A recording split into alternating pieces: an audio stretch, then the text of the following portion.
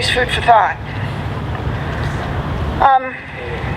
Speaking of overreach and how things have turned from the person to the government, our next speaker, who is a delightful surprise today, I hadn't expected to see her, as she is, like me, recuperating from some tune-up surgery. Those of you who have not met Penny Dean have no doubt heard her name. Penny Dean is the preeminent gun lawyer in the state of New Hampshire, and maybe in New England. I forget how many states in which you are admitted, not including the horrible District of Columbia. She's a firearm instructor in pistols, rifles. You do reloading, I believe, as well.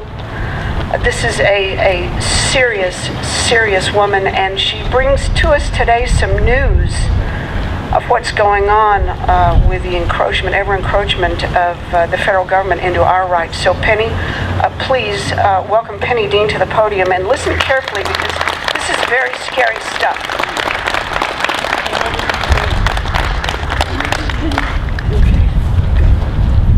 Thank you for having me. I think there's something going on right now that everyone should know about and everyone should do something about. The ATF, which has never been, in my mind, very firearm friendly, has now decided that they are doing something, or at least Wayne Bettencourt and certain other ATF quote-unquote compliance officers in New Hampshire have been reported doing, is when they go to firearm dealers for their annual inspection, they're a little handheld wand scanner and scanning every page of a dealer's bound book. Now, that's against federal law. Compiling a database of firearm owners is illegal. However, what he's been reported to say to the licensees is, I'll jerk your license. You'll either let me do this or I'll jerk your license.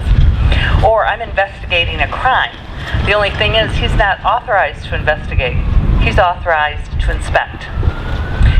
So you have to, every one of you, go to the dealer that you buy firearms from and ask them, do you let the ATF copy your bound books?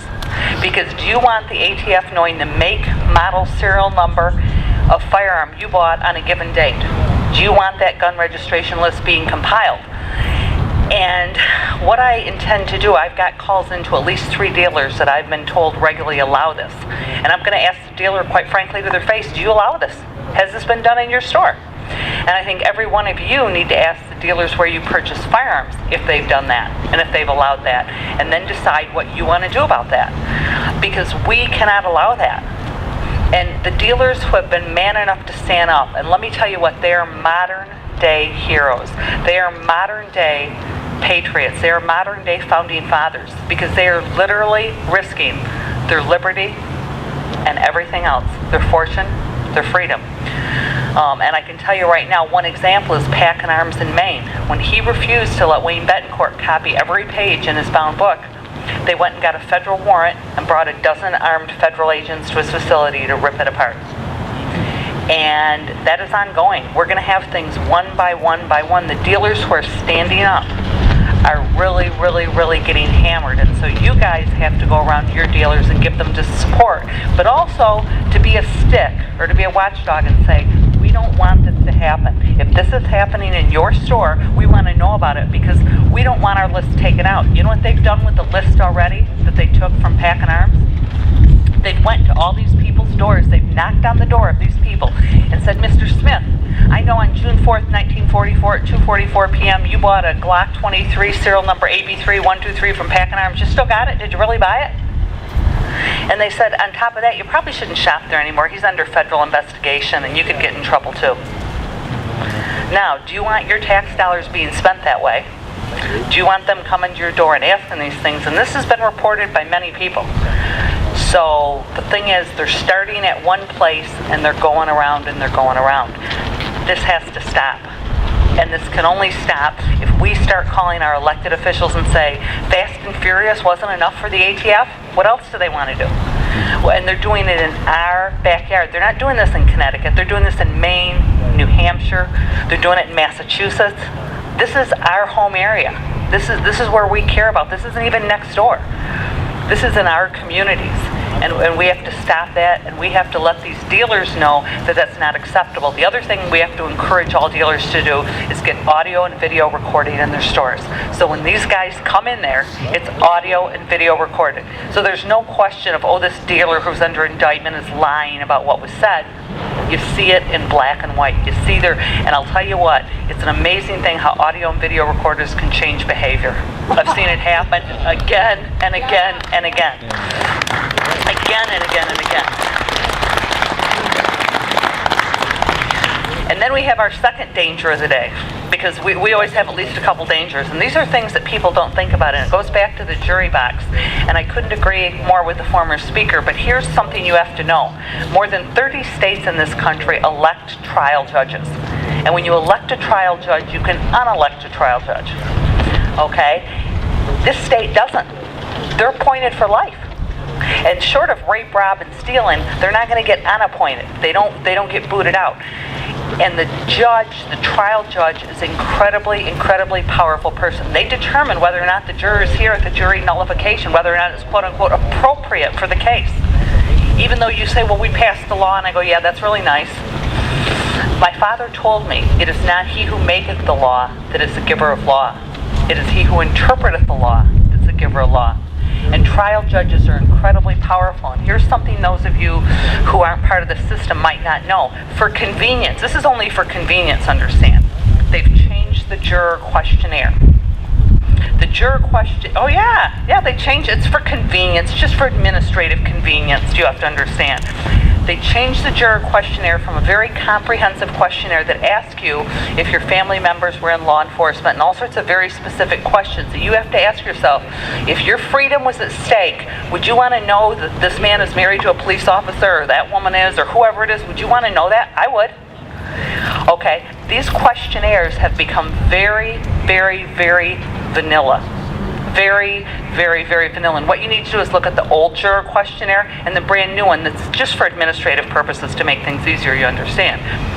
And ask yourself, do we want to do something about that? That is part of the administration of the courts, you know. That's not for any of us. It's not of our importance. That's just for the ease of administration of the courts. And you have to ask yourself, how fair is that? Do you want to be judges? Think about those of us who may be charged in a self-defense incident. And think about now how you're going to be able to intelligently pick a jury. But think about that. Think about the other thing. And this I just learned about recently, and it was one of those things where I said, tell me it isn't so. For years and years and years, New Hampshire courts had court reporters and their court stenographers taking down what was said. They decided because of money to get rid of them. So now, if you want something transcribed, you would go to the transcriber. Now, they're certified by the state. They have to have a state certification to get a transcript to use in another trial. That's fine. You pick the transcriber of your choice who is certified so her stuff's acceptable. That's not how it works anymore. I just recently found that out. Even though I have a transcript by a transcriber who's certified by the state, who has a state, swears she's not involved, has a license number and everything, that won't be accepted in the New Hampshire Supreme Court. You can only use AvTrans, who is their official stenographer now. And you're going to play by their rules. And the bottom line is you can't call that person up like you could locally and choose, okay? And the thing is, that's just a court rule, though. That's just a court rule. And how they passed that one, I've asked them, and AvTrans said, well, we have a 5-year contract with the state. We've developed all this software for them. So I've asked repeatedly under Right to Know to see that 5-year contract. I guess now it doesn't exist. So I don't know if there is a 5-year contract or there isn't. But that's just under administration of the courts, guys. That has nothing to do with our rights. It has nothing to do with anything. And you have to ask yourself, why if these people who are employed by the state forever as court reporters in their courts, who are certified by the state, why we can't use their transcripts when you file an appeal? And the answer is you can't. You just flat can't. But that's just a court rule. So people really need to look at all these things, because any one of you could be charged in a self-defense case or accused of doing something with a firearm. This is going to be the jury pool you're picking from. That trial judge is going to determine whether or not what can be heard. And I can tell you, for example, in the Stuart Uri case, the 5 men that attacked him had multiple convictions. One was a convicted felon drug dealer okay? And the others had multiple histories for assault and battery. Stuart Urey had never had so much as a speeding ticket. Trial judge determined the jurors didn't need to know about these guys' prior criminal history. Now, fortunately, we were very fortunate. We worked very hard. I had a good team, and we got not guilty verdicts. But ask yourself if it went the other way, because I talk to jurors after trials every time I get. You're allowed to, within 30 days, call the juror and speak to them if they choose to speak to you. And think about if you were a juror, how you would feel. Think about if you were on trial. So you need to ask yourself, do we want to elect judges in this state? You know, and people say you make them political, you do this. Over 30 states elect judges. Have you heard about this horror in Pennsylvania of no justice? Have you heard anything? It doesn't happen. Trial judges are the epitome, if they're elected, of fairness. They have to be, because it's like when mom gives you a piece of cake and says there's one piece of cake left, and you divide and you choose. That cake is going to be cut so fairly down the middle, like you've never seen it. Because you know what? The other one's choosing first. So you have to ask yourself, what are we going to do about this? And we have elected representatives here. A lot of them probably don't know these things. They're probably surprises to them. And we say to them, you know, I understand about the separation of powers and I support it, but ask yourself if you believe this administrative change on juror questionnaires is what you would want for a jury you're picking. And I'm happy to show the pro and after. I can email them to someone in the group and you guys can all look at them and say, if you're the one whose life is on the line, is this all the information that you want? Because you're deciding. You've got a jury pool of, let's say, 120 people, and you've got only a couple preempts. Do you want to not have full information when you make that choice? So I would ask everyone just to consider that when we talk about, you know, electing judges in this state, to see what we can do. And ask all your dealers, please, what are you guys doing? The other thing dealers don't know, and everyone out here needs to instruct and educate their dealer, is the ATF is only allowed to do what's called a compliance inspection of dealers once per year. Once every calendar year they can do that. Now, let me tell you what the ATF, because they're kind of tricky, and they're getting real good at being tricky, what they do is they come in on one day, let's say in January, and they say, we're here for a compliance inspection, and the dealer says, well, of course that's allowed. And the guy works a few hours, and he says, you know what, I've got to go to Plymouth, or I've got to go here, or got to go there, so I'm going to come back in about a month and finish this up. And dealers allow it because they don't know better. The answer is no. That is not how it works. When a compliance inspection starts, it goes every day till it's finished, because then what that guy does is he gets to do a fishing expedition repeatedly throughout the year. He goes there in January and he says, oh, I'm really busy. I'm going to come back, in a few weeks and finish it up. And he comes back mid-February or something, and he says, I'm going to work a little bit, maybe a day or two, but oh, gal, something happened in this other area. I've got to go look at that. And therefore they get what I call multiple times in, and it's a way around the law, and it's not right. So I ask everyone, please, to educate your dealers, to talk to your dealers about that wherever you buy firearms, and also know, never, ever, ever buy two handguns at the same time. Because if you do that, the dealer is mandated under federal law to fill out a form. He sends that form to the ATF, he sends that form to the state police, and in some cases, the state police have been sending it to your city or town. And if anyone ever has proof that it was sent to your city or town and wants to sue, I'd like to know. I've had 2 or 3 people where we had dead dog proof of it, and they didn't want to do anything about it. And so think about this. In the periods within 5 days, if you buy 2 handguns within 5 days, there's a federal reporting requirement. Most people don't know about that. So thank you very much for having me. I hope I've depressed you thoroughly.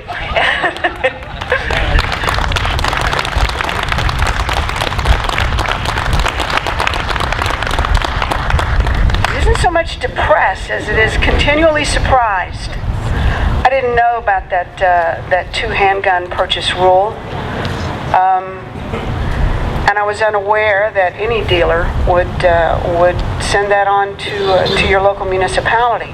We know of a couple of dealers who have cooperated some with the feds on some of this record keeping, and if you don't know who they are, then they can be well known. But I would ask every one of us here to go to your dealer and say, what are you doing about this? Do you know about this? And either get that information, negative or positive, back to me or to Mr. Forsyth, and we'll get it on to Penny Dean, and let's start holding these guys accountable. This is scary stuff, and plus, we're asked to go along with legislative changes like Senate Bill 244, that's a simple change to the law and the reporting requirements for people and their possession of handguns. We can talk about that legislation later, but this is an insidious and scary knowledge that we've been given this morning. Thank you, Penny, I think.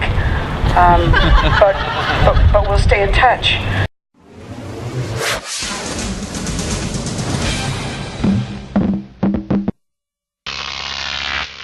Croc TV.